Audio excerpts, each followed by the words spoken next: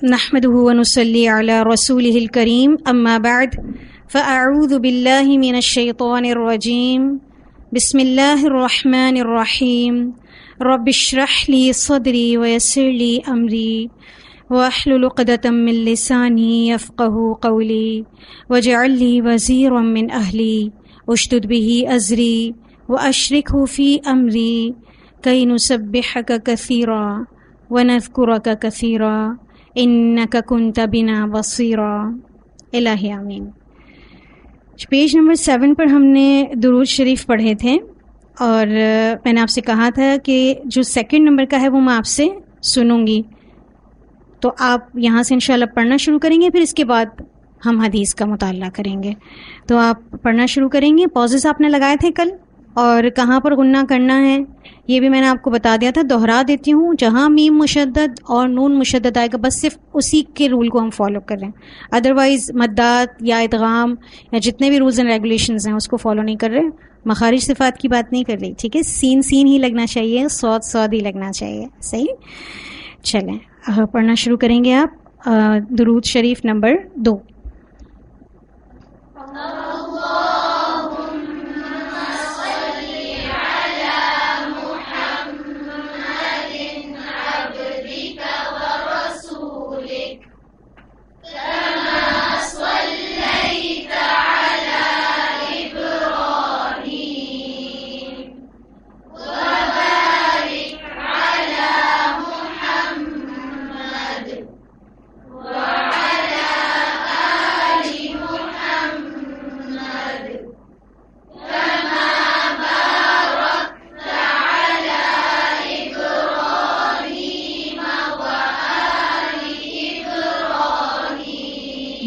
احسنتم، بارک اللہ فیکم۔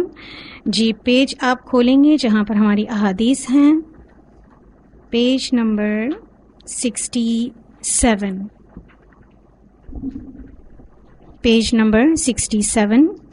درود شریف کے متعلق 2 احادیث ہیں۔ سیدنا زید بن خارجہ رضی اللہ عنہ سے روایت ہے، میں نے رسول اللہ صلی اللہ علیہ وسلم سے پوچھا تو آپ صلی اللہ علیہ وسلم نے فرمایا، میرے اوپر درود بھیجو اور دعا میں کوشش کرو اور کہو اللہم صلی علی محمد وعلی آل محمد۔ اسے سنن نسائی نے روایت کیا ہے۔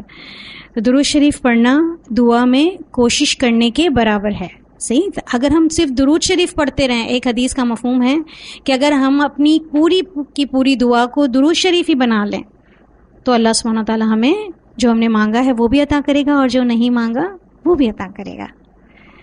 جی درود شریف نمبر 2 ہمارے پاس، اس کے لیے حدیث ہے۔ سیدنا ابو سعید خدری رضی اللہ عنہ نے بیان کیا کہ ہم نے کہا، اے اللہ کے رسول صلی اللہ علیہ وسلم، آپ پر سلام تو اس طرح کیا جاتا ہے لیکن آپ پر درود کس طرح بھیجا جائے؟ یعنی صحابہ کرام کو یہ معلوم تھا کہ سلام کس طرح بھیجا جائے آپ صلی اللہ علیہ وسلم پر، لیکن درود کس طرح بھیجیں، تو اسی کے متعلق سوال کر رہے ہیں، جس پر آپ صلی اللہ علیہ وسلم نے فرمایا، اس طرح کہو اللہم صلی علی محمد عبدک ورسولک کما صلیت علی ابراہیم وبارک علی محمد وعلی آل محمد کما بارکت علی ابراہیم وآل ابراہیم۔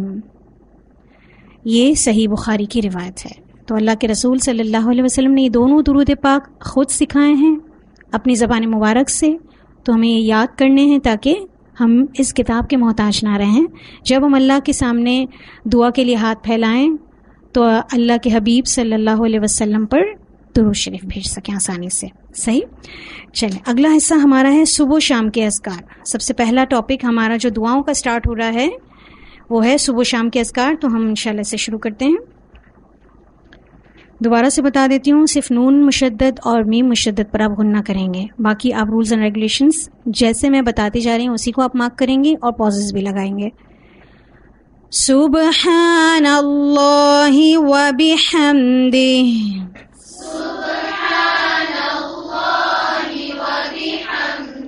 سبحان اللہ وبحمدہ،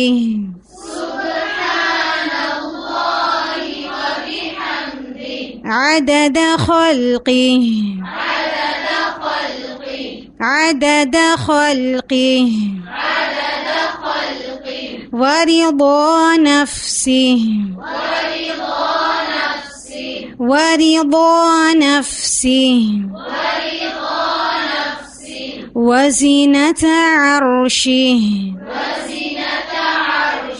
وزنة عرشه ومداد كلماته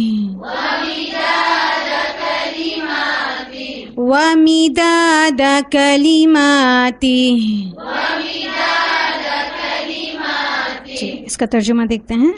پاک ہے اللہ اور اسی کی تعریف ہے اس کی مخلوق کی تعداد کے برابر، اس کی ذات کی رضا کے برابر، اس کے عرش کے وزن اور اس کے کلمات کی سیاہی کے برابر. یہ وہ چیزیں جس کو ہم گن نہیں سکتے. اس کی مخلوق کی تعداد کسی کو نہیں پتہ. اس کی ذات کی رضا، اللہ کتنا راضی ہو سکتا ہے وہ بھی ہم نہیں جان سکتے. یعنی آپ اس میں یہ کہہ رہے ہیں کہ اللہ تعالیٰ کی حمد لا تعداد بے شمار نہ ختم ہونے والی، اتنے بہترین کلمات ہیں. اس کی حدیث بھی انشاءاللہ ہم پڑھیں گے تو آپ کو اندازہ ہوگا کہ کتنے قیمتی کلمات ہیں. صحیح، چلیں اس کو پڑھ کے سنائیں گے آپ بلند آواز سے. سبحان اللہ و بحمدہ عدد خلقہ ورضا نفسہ وزنة عرشہ ومداد کلماتہ. احسن، بہت خوب. اللہ سبحانہ تعالیٰ آپ کی طاقتوں کو ہمیشہ جوان رکھے کہ آپ اللہ کی فرما برداری میں استعمال کر سکیں. آمین. اگلی جو دعا ہے یا ذکر ہے یہ آیت الکرسی ہے، اور آیت الکرسی چونکہ قرآن کا حصہ ہے تو اس میں ہم سارے رولز فالو کریں گے، مدات بھی. صحیح، کیونکہ یہ ہمیں رولز اینڈ ریگولیشن سے سیکھنا ضروری ہے. صحیح، شروع کریں گے. اللہ لا الہ الا ہو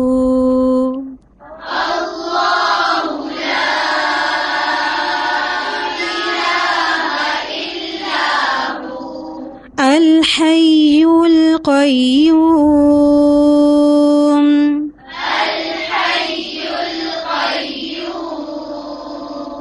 الحي القيوم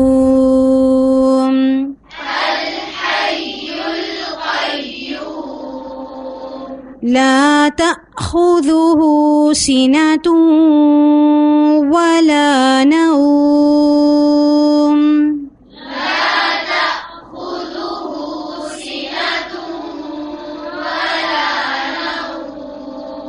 لا تأخذه سنة ولا نوم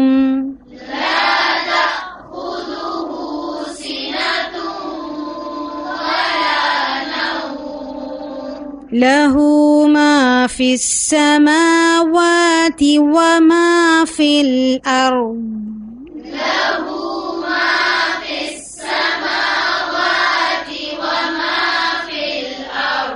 من ذا الذي يشفع عنده إلا بإذنه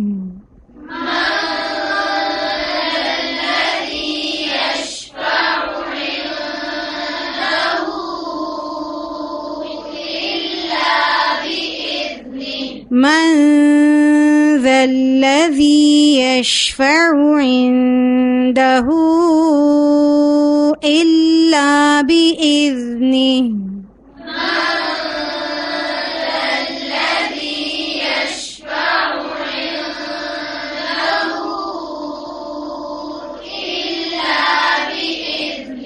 يعلم ما بين أيديهم وما خلفهم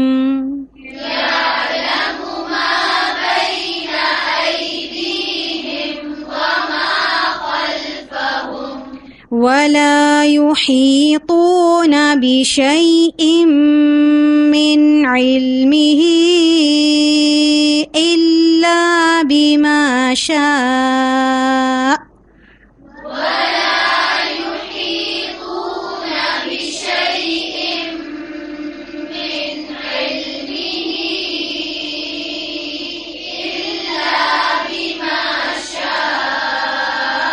وسع كرسيه السماوات والأرض وسع كرسيه السماوات والأرض وسع كرسيه السماوات والأرض وسع كرسيه السماوات والأرض ولا يؤوده حفظهما ولا يؤوده حفظهما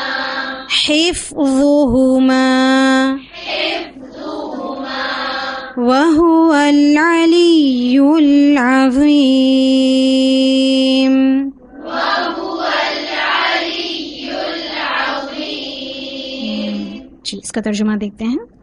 اللہ کے سوا کوئی معبود نہیں، وہ زندہ اور ہمیشہ قائم رہنے والا ہے، اسے نہ اونگ آتی ہے اور نہ نیند آتی ہے. اسی کے لیے ہے جو آسمانوں اور زمین میں ہے، یعنی آسمان اور زمین کی جتنی بھی چیزیں ہیں اس میں ہم بھی آ جاتے ہیں. ہاں، ہم اپنے آپ کو اس میں ضرور کنسیڈر کریں کہ کس کے لیے ہیں؟ اللہ کے ہیں ہم. تو ہمیں کس کی فرما برداری کرنی ہے؟ اللہ کی فرما برداری کرنی ہے. کون ہے جو اس کی اجازت کے بغیر اس کے سامنے شفاعت کر سکے؟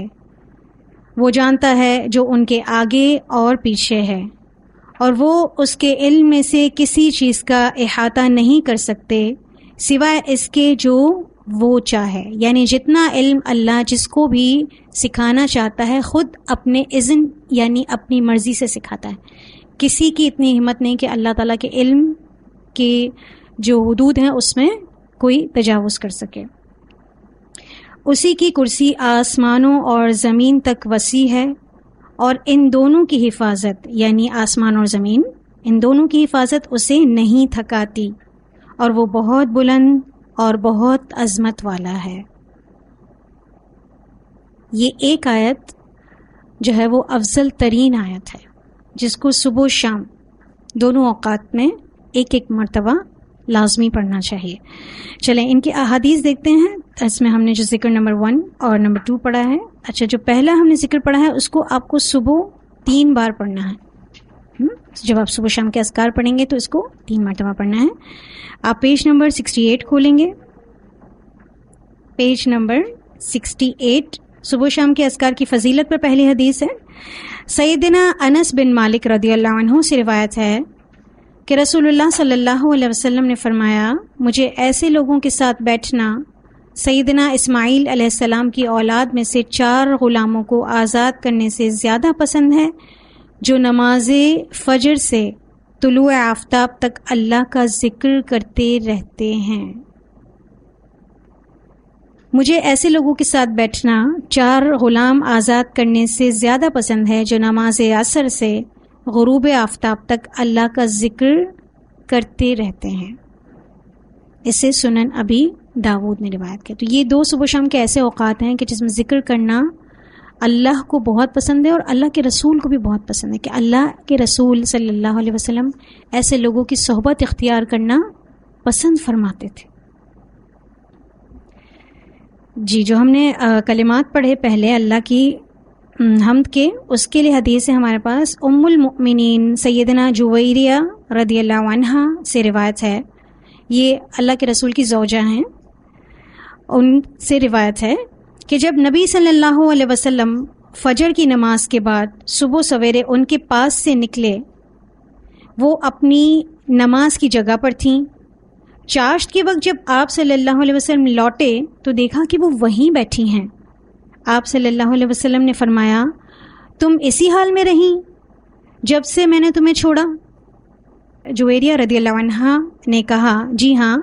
نبی صلی اللہ علیہ وسلم نے فرمایا، میں نے تمہارے بعد 4 کلمے 3 بار کہے، اگر وہ ان کلمات کے ساتھ تولے جائیں جو آج تم نے اب تک کہے ہیں. کب سے کب تک کہے انہوں نے؟ صبح سویرے سے چاشت کی نماز تک. صحیح، تو وہی بھاری ہوں گے. یعنی یہ جو 4 کلمات ہم نے ابھی سیکھے نا، آ رہے ہیں سبحان اللہ و بحمدہ عدد خلقی و رضا نفسی و زینت عرشی و مداد کلمات، یہ زیادہ بھاری ہیں.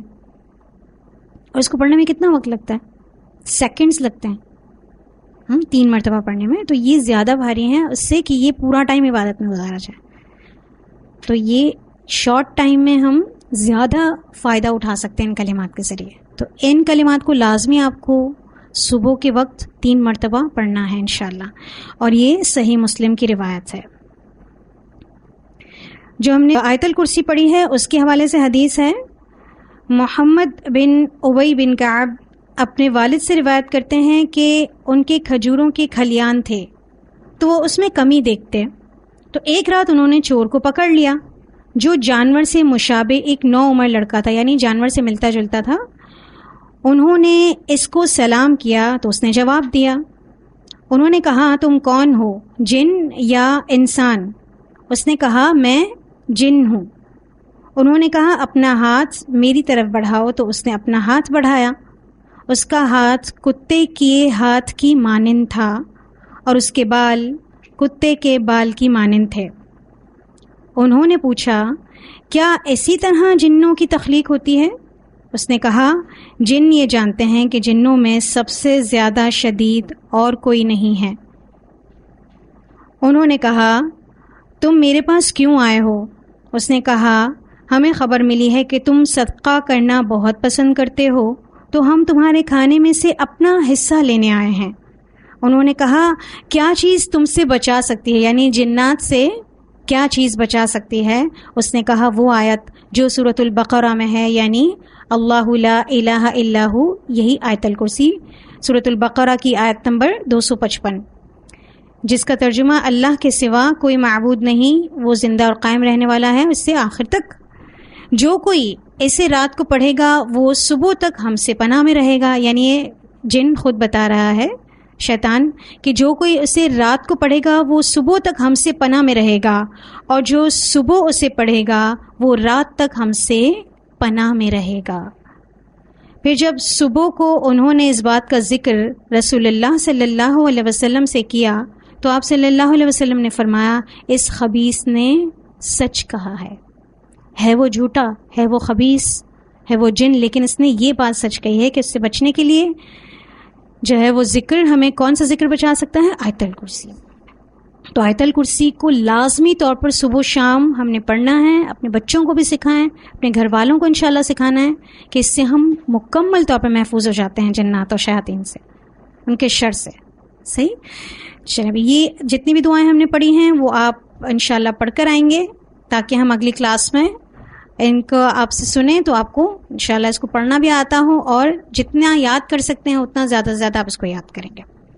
جی ہماری کلاس کا وقت مکمل ہو گیا ہے، دعا کے ساتھ اختتام کریں گے. وآخر دعوانا الحمد للہ رب العالمین. سبحانک اللہم وبحمدک نشہد ان لا الہ الا انت نستغفرک ونتوب الیک. السلام علیکم ورحمۃ اللہ وبرکاتہ.